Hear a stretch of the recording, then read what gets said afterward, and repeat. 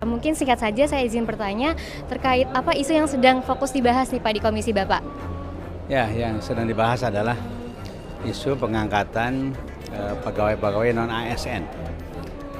Ini kan tahun terakhir ya, sesuai dengan Undang-Undang 20 tahun 2023, ini ada tahun terakhir menyelesaikan seluruh pegawai-pegawai pemerintah non ASN yang sering disebut dengan honorer dan lain-lain ya.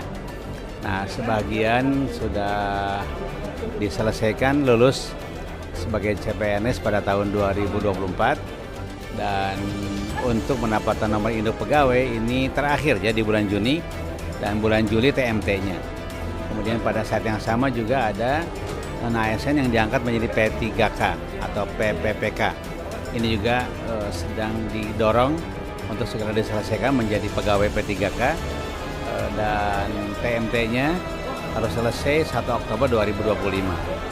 Dan pada saat yang sama juga ada para pegawai yang tidak lulus tes CPNS, tapi mereka masih menjadi pegawai non-ASN di instansi pemerintah pada saat ini. Kemudian ada juga P3K yang lulus tetapi tidak ada formasi. Nah, ini akan diangkat menjadi P3K paruh waktu ya istilahnya. Ini yang juga perlu kita perjelas paruh waktu itu seperti apa, tapi yang jelas mereka akan diangkat sebagai P3K paruh waktu. Nah, yang tidak terserap dengan serapan-serapan pengadaan atau pengangkatan ASN dan P3K ini harus ada penyelesaian yang baik bagi mereka.